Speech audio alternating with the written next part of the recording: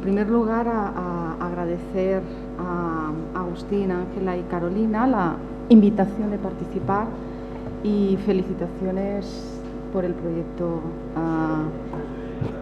Sí, me lo acerco más. Está alejado. Ahora, felicitaciones por el proyecto y también por las jornadas, porque es obvio que realmente es un éxito y estamos aprendiendo muchísimo. Sí, más alto. A ver, el objetivo de mi presentación, entonces no me leo. Vale. El objetivo de mi presentación es el de plantear algunas reflexiones conceptuales y, por lo tanto, de carácter metodológico en torno a qué entendemos por el enfoque integral en proyectos de renovación urbana. El caso en el que me baso, en realidad, es una parte importante de lo que ha sido mi trayectoria de investigación y también empírica. Yo soy antropóloga y esto es importante porque el origen de mi vinculación con el caso de Ciutat Vella parte de un trabajo de campo, de larga duración, mínimo un año de estancia en el barrio, con población afectada por el proceso de desplazamiento, de afectación del Peri de Raval. De esta parte, de este origen del interés por la evaluación del impacto de la regeneración urbana en el centro histórico de Ciutat Vella, yo no voy a poder hablar aquí, hay muchas cosas que no podré explicar, pero en todo caso sí que es muy importante tener en cuenta que mi punto de partida es un punto de partida absolutamente cualitativo y, por lo tanto, vinculado con la gente y con un poco cómo impactan los proyectos en las personas, ¿no? Con la convivencia que eso implica.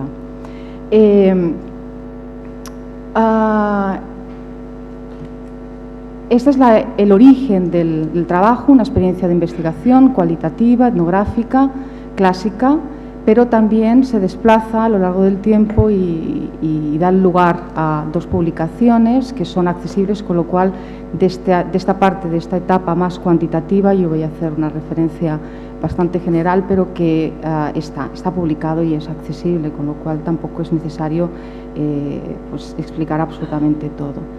El segundo ámbito un poco de base, de experiencia investigadora, estaría en la evaluación de políticas de intervención urbana en el marco de un proyecto también europeo, en este caso europeo, comparativo, en el que Fatia Belmesud, que participaba en la anterior mesa, también participó, pero en este caso no era de políticas de intervención urbana en centro histórico, sino políticas de innovación urbana en polígonos de vivienda, en áreas periféricas. También es largo de explicar, es accesible, con lo cual se puede obtener toda la información. En este caso se hacía un análisis comparativo de distintas políticas que se habían puesto en práctica en 29 barrios periféricos entre comillas, ¿no? En sentido metafórico, pero sobre todo en sentido físico, de 16 ciudades europeas. Este es el proyecto europeo, el que no voy a mencionar, pero sí que me interesaba colocar las imágenes y las ciudades en que se hicieron las comparaciones, porque explica que la tipología edificatoria es bastante distinta. Entre ellos, esa tipología era similar, pero las características sociales, las características incluso de dimensión de la vivienda, de infraestructuras, eran muy diferentes. Lo que les unía en realidad básicamente era que participaban o que tenían todos problemas de estigmatización social y se habían implementado políticas que eran las que evaluamos como equipo en este proyecto europeo. Las políticas, por lo tanto, estos dos casos, estos dos ámbitos de análisis están centrados en políticas, pero son distintas entre sí. El clásico plan especial de reforma interior, que serían los casos de centro histórico, que dio lugar después, un poco más tarde, a otro tipo de programas de remodelación de barrios, y con la última política de intervención que me hubiera gustado poder evaluar en alguno de los casos, pero de la que no tengo experiencia. Y yo creo que ejemplifica muy bien las etapas que María comentaba precisamente en la mesa anterior, y que por eso, por el hecho de que ya se han mencionado, pienso que simplemente son elementos o ejemplos que forman parte de las diferentes etapas de aprendizaje en la intervención urbana. Los trabajos de los años 80, en el concepto de Urban Renewal, el de los 90 en programas de renovación de barrio, con la incorporación de lo social como una pieza importante, y las últimas generaciones de proyectos. A mí hay una parte que es también una experiencia también personal y profesional que a mí me ha hecho pensar en estos temas, en esta trayectoria de una forma especial. Es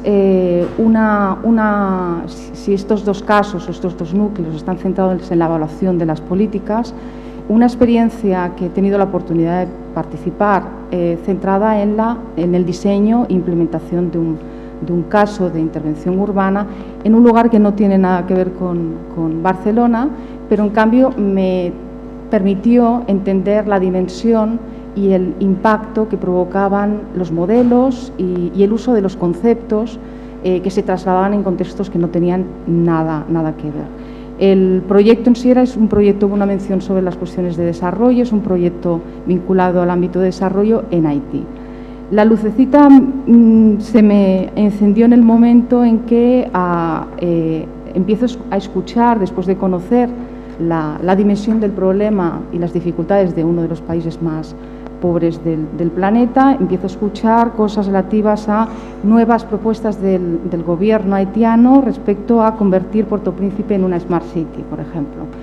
Claro, no me da tiempo a explicar qué significa eso, pero roza lo amoral, ¿no?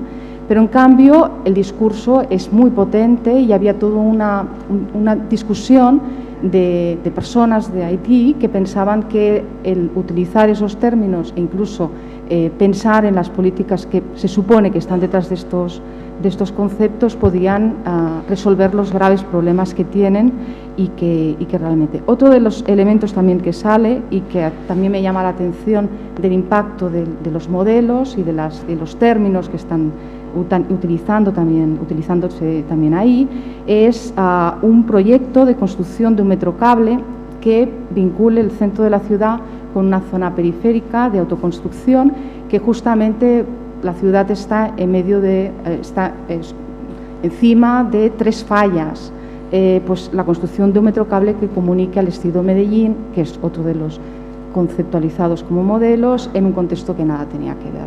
Lo amoral es pensar que realmente el impacto del discurso respecto al uso de unos conceptos determinados que presuponen unas políticas que intentan resolver problemas de desigualdad y de pobreza en contextos muy distintos, realmente pues son elementos que son acogidos por la población, incluso por los políticos, porque piensan que van a permitir la resolución de los problemas. Del caso se menciona un poco la bombilla, en el sentido de que empieza a pensar la intervención en Ciutat Bella de otra manera, y después de la invitación de pensarla en términos de conceptos, pues aquí os quería presentar un poco los elementos que pienso que son de interés. La primera de las reflexiones es en torno a la necesidad, ya lo he mencionado, a realizar un análisis de los conceptos utilizados y de su correspondencia con aquello que pretenden definir. En esa especie de tándem de renovación o regeneración urbana versus enfoque integral. La renovación urbana se ha utilizado como sinónimo de muchos términos, lo ha mencionado muy claramente María, de muchos términos como renacimiento urbano, urban renaissance, remodelación, rehabilitación, renovación. Todos estos términos aluden a una mejora positiva del espacio urbano. Campos concretos de la geografía crítica y de la antropología, a veces demasiado crítica, un poco práctica, ha hecho una labor de deconstrucción del significado implícito de estos términos, de los conceptos y de las connotaciones, porque en realidad todos estos términos tienen algo en común. Podríamos seguir el listado y se han mencionado muchos, empoderamiento, innovación, bueno, podríamos tener una larga lista, ¿no? Tienen algo en común, y es que aluden a algo positivo, es un cambio positivo, siempre lo son, ¿eh? Entonces son realmente indiscutiblemente positivos. ¿Eso qué implica? El problema no es en que tengan implicaciones positivas, sino que se presenten como indiscutibles. Y es ahí donde yo creo que tenemos que hacer un esfuerzo. No significa no utilizarlos, sino pensar que en algunos momentos determinados esos términos están aludiendo a contenidos que no se corresponden. Ha surgido un ejemplo muy bueno anteriormente en relación al empoderamiento. No significa decir si me es útil o no, si me gusta o no, sino más bien cómo se usa empoderamiento, que en algunos casos puede servir en un manual para describir una situación que difícilmente se va a dar porque no existe tejido social desde abajo hacia arriba para que se consolide, y en otros casos hay un claro empoderamiento que está cambiando incluso el panorama político de este país, y en concreto el Ayuntamiento de Barcelona, de Ciudad de Barcelona, que es el caso de la PA, que es absolutamente increíble. Un elemento de deconstrucción, yo creo que precisamente en la plataforma de afectados por la hipoteca comienza a generar cambio en las personas que acuden a pedir ayuda, es la deconstrucción del sentimiento de culpabilidad generada por una ideología sobre la propiedad y sobre el hecho de que todos somos responsables de lo que firmamos. Ellos, el trabajo primero que hacen es precisamente liberar a las personas que allí acuden de ese sentimiento de culpa, y eso es una deconstrucción de un concepto y de un vínculo sobre un contrato realizado. Yo creo que es muy importante como investigadores, yo lo soy, me hubiera gustado trabajar más en la acción, pero no ha sido posible, pero seguro que en el futuro habrá posibilidades, pero es muy importante como investigadores hacer ese esfuerzo, porque estamos en un campo, en un escenario de concentración de grandes intereses económicos, políticos, de especulación, de poder y de corrupción. Es un término que no ha surgido en ningún momento y que está ligado al ámbito de dominación y de poder. Cuando hablo de la deconstrucción del concepto, no lo hablo como una profesora que habla en clase, sino porque yo creo que implícitamente se incorporan conceptos unidimensionales, y no es mía la idea, sino de Peter Marcuse, un gran urban planner al estilo antiguo, radical, crítico, y a sus años dando lecciones sobre precisamente cómo depolitizar el discurso urbano, que tiene un artículo muy reciente, nosotros, el we, nosotros quienes somos, y que hace énfasis precisamente a la unidireccionalidad de estos conceptos, ¿no? Porque en realidad el concepto de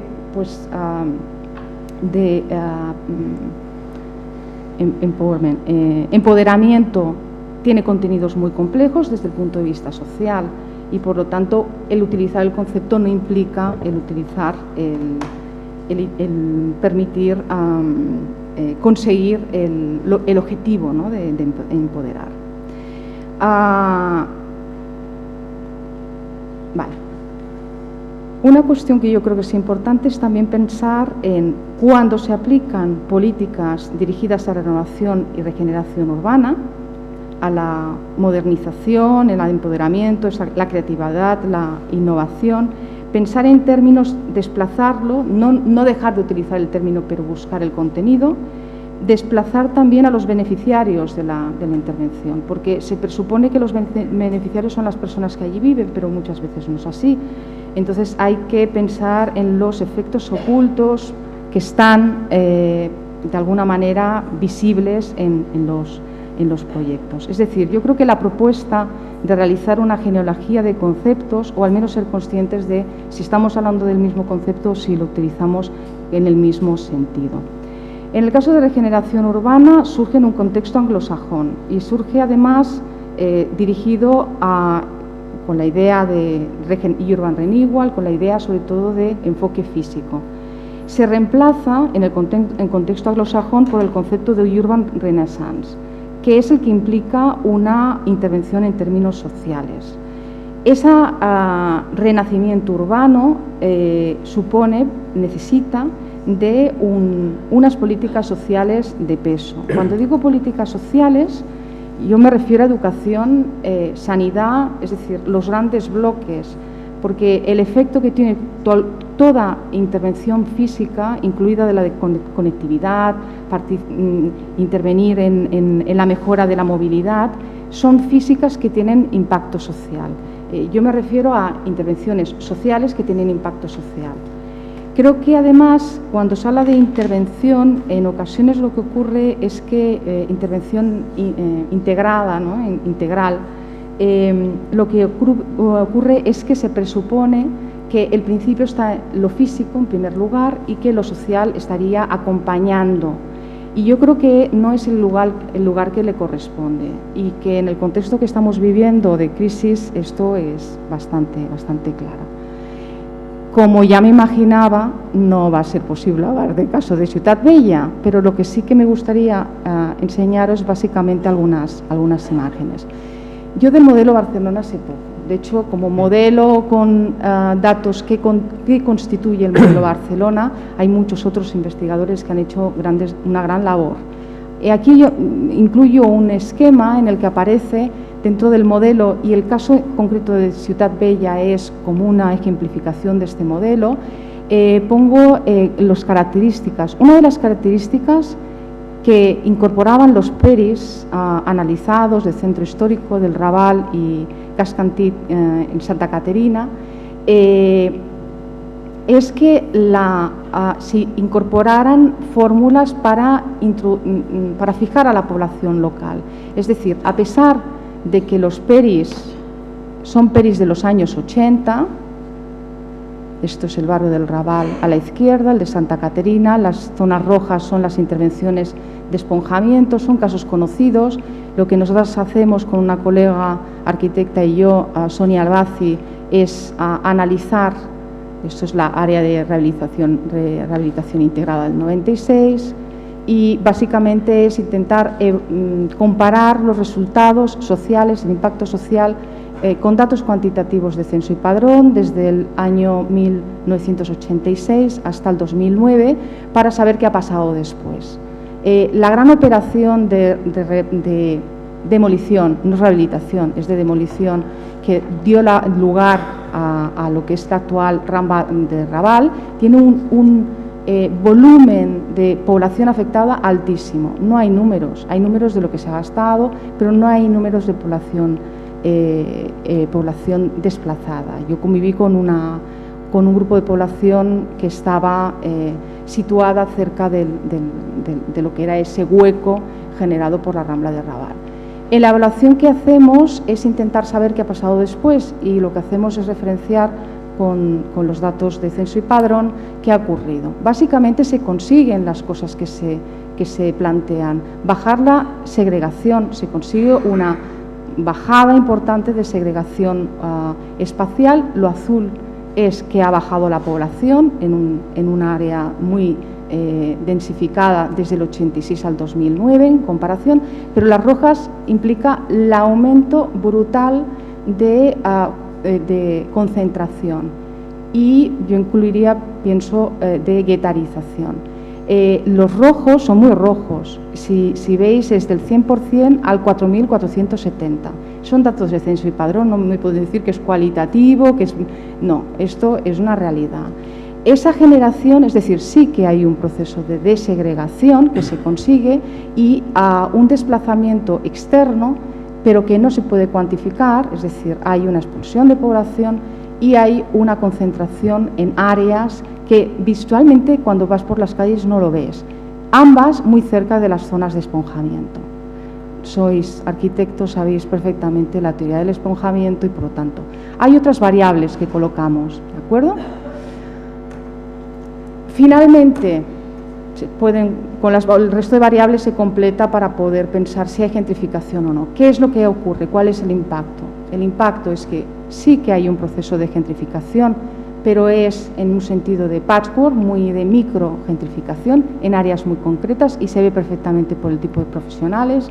Hay un proceso de desegregación, evidentemente bajan los niveles de segregación en términos de población, pero áreas en donde se dispara brutalmente la concentración, pues porque se busca un lugar cercano y hay una acumulación. Pero eso, ¿qué tiene que ver con la desigualdad? ¿Podemos afirmar que ha habido una reducción de desigualdad? Pues yo soy científica social y no puedo afirmarlo. Hay un cambio, evidentemente hay un cambio, y amigos que van a ver la Rambla de Raval, pues lo que ven es un lugar que es bonito. Entonces la cuestión es el coste-beneficio en función, coste social, económico, pero de lo que ha supuesto un cambio en una operación de este tipo. Es curioso, y vuelvo a decirlo, que los PERIs, a pesar de ser una generación en donde básicamente se hacía, en el caso concreto sobre todo de PERI de Raval, una intervención básicamente física, hay una intencionalidad de que fuese integral. En el caso del Borne, de Santa Caterina y Sant Pere, es un caso posterior y la comparación ahí estáis. Un minuto para las conclusiones. A ver, son casos que son importantes porque generan modelo y réplica. Hay una línea de trabajo sobre la transferabilidad de políticas. A mí me plantea muchos problemas esto de que una lección aprendida en un lugar se coloque en otro lugar que no tiene nada que ver. Ya me he referido al caso extremo de Haití, pero en toda Latinoamérica ha habido un impacto del modelo. ¿Es bueno o malo? Yo no creo que sea ni bueno o malo. Se tiene que valorar exactamente en qué aspectos se han conseguido y en qué aspectos no. Yo creo que es necesario ganar en poder, es frase de María Castrillo, en poder a través del lenguaje, y el lenguaje que utilizamos desde la academia es altamente sensible en la definición de políticas, porque los políticos, no las políticas, pero los políticos están cerca forman parte de este poder, y por lo tanto hay penetración de formas de trabajar que incluso sin intencionalidad pueden dar lugar a repetir los errores, como muy bien explicaba anteriormente el compañero, y no aprender de la larga trayectoria de planeamiento que se ha tenido y la escasa política de vivienda, que yo creo que es el problema fundamental, ¿no? La accesibilidad a la vivienda, un cero en política de vivienda. Por eso la comparación entre países pues no da sus frutos, porque nosotros no hemos tenido una política de vivienda social en este país. El segundo aspecto es la interdisciplinariedad. Yo creo que es necesario que haya un encuentro, no sé dónde, pero en algún lugar, entre el perfil formativo del arquitecto o arquitecta, el perfil formativo de los científicos sociales o de las personas del ámbito de lo social. Porque si no, esa traducción de la que estamos hablando no se va a poder producir, y nos estaremos dando un poco la espalda. Creo que hay un modelo muy potente, ideológico, imperante, que nos introduce esos términos así como quien no sabe, ¿no? Y que nos hace creer que la tecnología, y son muchos técnicos en donde se introducen cambios tecnológicos, van a resolver los problemas sociales. Y aquí yo incorporo no solamente el Smart Cities, que es un caso muy claro, pero la sostenibilidad desde un punto de vista técnico, ¿no? Dar soluciones técnicas a problemas que son sociales y básicamente acceso al trabajo. Y por último, la transversalidad. Yo hubiera querido que ayer en la mesa de políticos se hiciera algo radical, como por ejemplo que no solamente que el servicio de urbanismo sea servicio de urbanismo, ecología y no me acuerdo qué, no es el de Barcelona, sino que fuese de políticas urbanas y sociales, porque estaríamos obligados a entendernos entre técnicos, porque finalmente la producción desde el campo de lo social es técnica también, ¿no? Y por último, las cuestiones de política y de intervención social, yo creo que son muy complejas, y son muy complejas porque son de necesidades básicas. Entonces, la cuestión, yo creo que del empleo pues es un tema importantísimo. No sé si la innovación podría estar dirigida a todo ese ámbito de trabajo, el permitir generar empleo también en las intervenciones de regeneración urbana, ¿no? Y lo siento, y ya está. Gracias.